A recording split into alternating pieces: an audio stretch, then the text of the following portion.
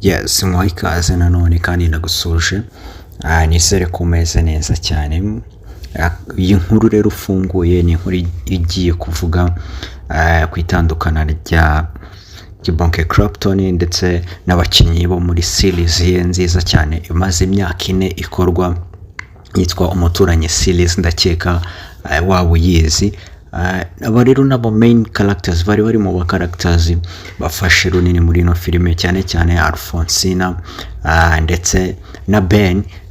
N'abantu bari bafashe runini cyane muri ino filime, bakaba bari no mu bantu batangiranye nayo. Burya kubura umuntu mwatangiranye projet ukoranye imyaka 4 byakugora cyane guhindura script cyangwa gushaka undi mu character ushobora gufitinga neza cyane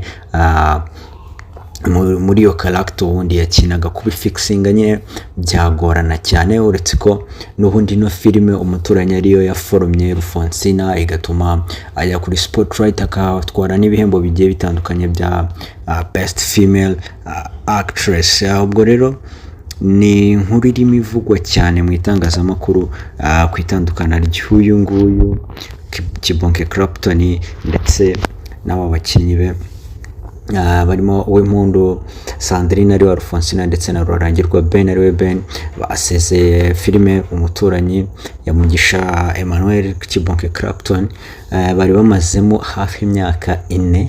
Amakuru yamenyekanye kuri uyu kabiri Nzeri ku itariki 2 ubwo hari ejo hashize yabanje kunyura ku itsinda rya WhatsApp rihuriyemo abakina muri iyi filime. Bivugwa ko Alfonsina ariwe wabanje gusezera kuri bagenzi be. Yagize ati mfashe uyu mwanya ngo nshimire buri umwe wese twabanye muri filime Umuturanyi kuva igitangira kugeza ubu. Mwambereye inshuti nziza, gusa ntibikunze ko dukomezanya kubw'impamvu zanjye bwite. Nyuma ya Alfonsina Ben nawe ahise asezera kuri bagenzi be. Yagize ati ni ku mpamvu zanjye bwite, mfite indi mishinga yanjye mugiyemo ijyanye no guhugura urubyiruko ku mishinga ijyanye n'iby'ubukungu.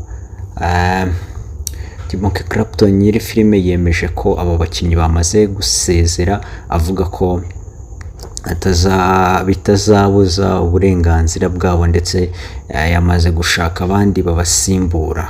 Ati kuba umukinnyi yava mu mushinga wa filime ni ibintu bisanzwe, iyo ikomeje irakomeza kuko nituba twarasinye amasezerano ya burundu, natwe hari izo twagiye tuvamo abandi bagakomeza.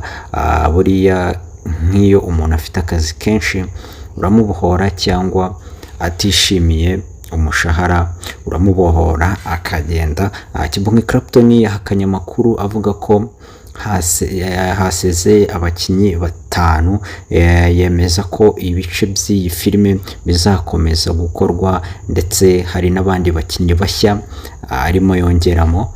Filime Umuturanyi ni imwe mu z'uruhererekane zazamuye benshi mu bakinnyi ba filime mu Rwanda barimo Rusine Patrick, Mutoni wa Senadia ukinamo yitwa Muganga, Minge Runi benshi bazi ku izina rya Musebey, ndetse n'uwo bita Harerimana Isiaka ariwe Papa Idi, na Nkurikinka Charles ariwe Geoffrey, hari n'uwitwa Iriganje Roxanne ariwe Keza, ndetse n'abandi. Urakoze rero kuba wari ufasha akanya ukaneza umwanya wawe ndetse n'amatwi kugira ngo wumve iyi nkuru. Kora subscribe kugira ngo tujye tubana no mu zindi nkuru zigiye zitandukanye.